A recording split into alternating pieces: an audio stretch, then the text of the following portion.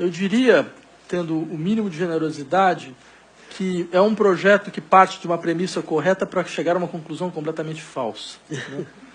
A premissa correta é, de fato, nós precisamos de uma estrutura educacional que forneça aos nossos alunos a possibilidade de uma experiência plural, né? Isso é absolutamente inegável, certo? Só que pessoas que nunca pisaram numa sala de aula enquanto professores chegaram a uma conclusão difícil que não é comprovada por nada, a não ser por experiências que aparecem aqui e ali, mas não tem nenhuma comprovação de estudo, certo? De que, de fato, nós vivemos numa situação na qual nossas escolas são absolutamente monolíticas, monofônicas, que elas não dão espaço a absolutamente nada, a não ser um tipo de perspectiva unilateral e autoritária. Isso, eu diria, que é simplesmente falso. A premissa é falsa. Não, a premissa é correta. A premissa é, nós precisamos de uma escola plural. Tá, mas a ideia é que as escolas são assim. Que as nossas escolas brasileiras não são assim, mas no sentido de que elas estão completamente bloqueadas em um tipo de doutrinação, Deus sabe lá qual, certo? Ela é completa. Isso é completamente delirante, né? Isso é completamente delirante. Eu, a princípio, né, teria vindo, ou sou professor, de um dos centros fundamentais de doutrinação marxista, esquerdista, comunista, bolivariana, certo? Do hemisfério sul, todos vocês conhecem, né? O Departamento de Filosofia da Universidade de São Paulo, verdadeiramente, sabe, um polo fundamental de formação de delírios revolucionários no interior da vida brasileira, né? Olha que coisa interessante, isso qualquer pessoa que for ver o meu histórico vai ver que é verdade. Eu nunca tive um curso de Marx no Departamento de Filosofia. Mas eu tive um curso de Locke, que é um liberal. Eu tive um curso de Hobbes, que é um liberal. Eu tive um curso sobre todo o pensamento liberal. Com pessoas que não davam o curso, sabe, simplesmente para dizer, olha que absurdo. Mas que realmente estavam engajados. Inclusive, os meus professores de Locke hoje é um diretor do Estadão. Como vocês sabem, é um polo revolucionário comunista absoluto, né? Que é o professor Rolf Kuntz, né?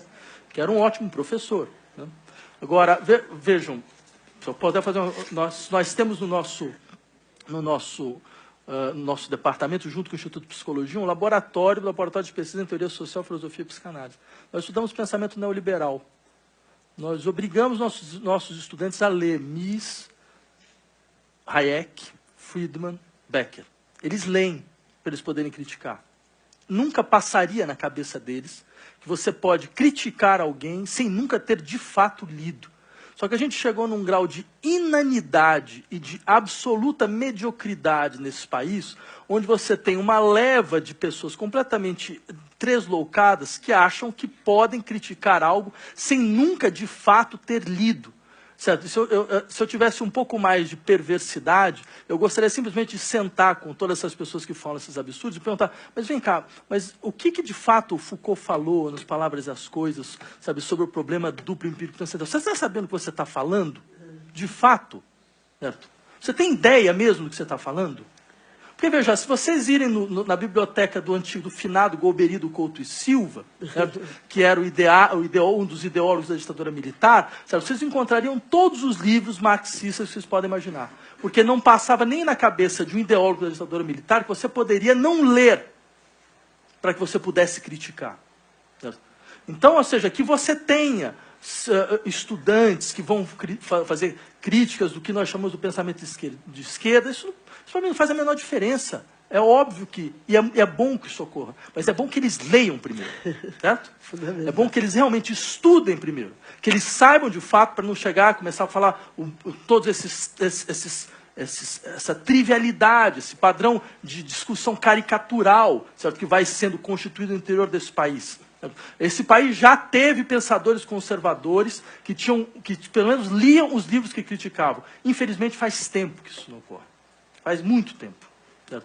Já teve alguém como Melchior, por exemplo, que para fazer uma crítica à escola de Frankfurt, lia a escola de Frankfurt, né? Podia fazer um tipo de leitura, a meu ver, completamente equivocada e errada. Certo? Mas ele leu. O que nós queremos hoje dos nossos estudantes? Que eles não leiam. É isso, simplesmente. Nós queremos que eles discutam... Quer dizer, que educar para o preconceito, Exato. que eles formem preconceito. Na verdade, que eduque com essa ideia de que não, quem vai passar valores são as famílias. Tá? As famílias passam valores. A escola, não sei o que passa, a escola passa equação de segundo grau. Né?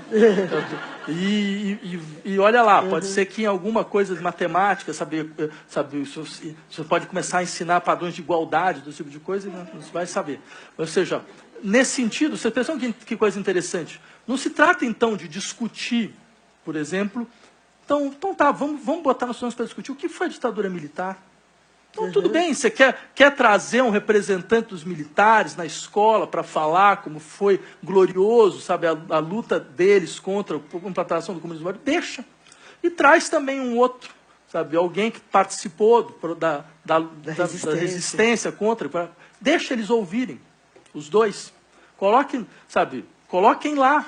Agora, uma coisa interessante, quer dizer, o Estado tem uma posição sobre o que é a ditadura, que ela foi. A Maria Rita participou da Comissão Nacional de Verdade. O Estado tem uma versão, e não é uma versão do Estado, é uma versão da sociedade. Certo? A gente vai discutir essa versão ou não? Se discute, estão dispostos, então vamos discutir o relatório da Comissão Nacional de Verdade nas nossas escolas, que é onde deveria de fato estar sendo discutido, ou não?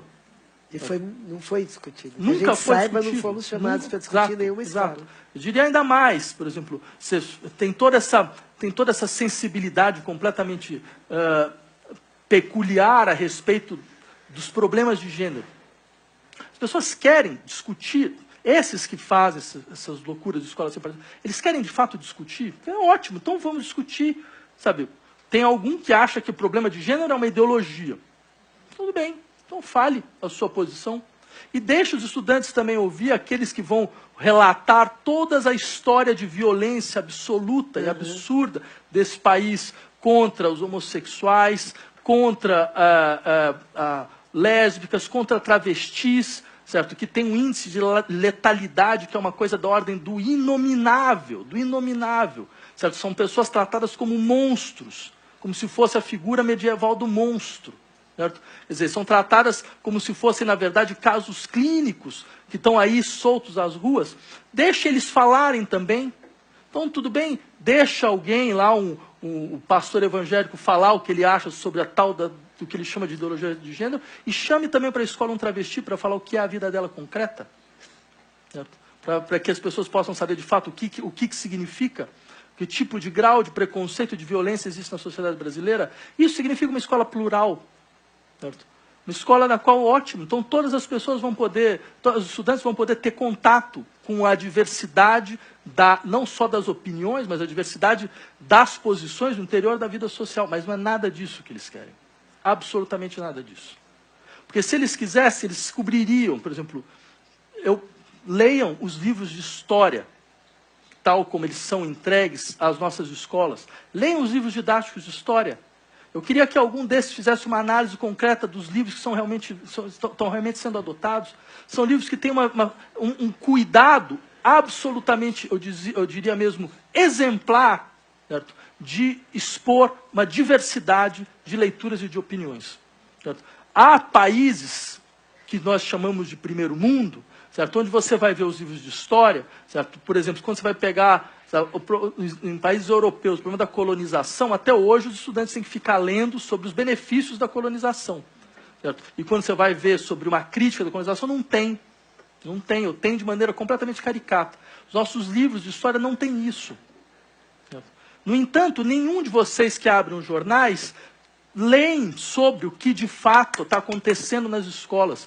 Porque aqui tem uma coisa absolutamente inacreditável, que assim, todo o debate sobre educação, ele é feito sem nunca ouvir os professores.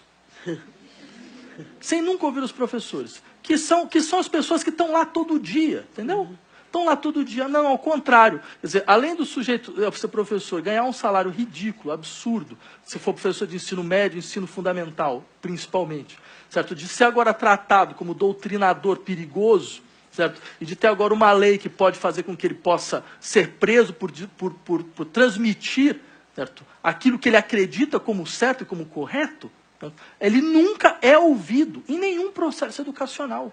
nunca é de fato ouvido. Você já viu algum tipo de conselho de professores nacional criado para discutir, de fato, certo, reformas educacionais? Com peso não só consultivo, mas com peso deliberativo?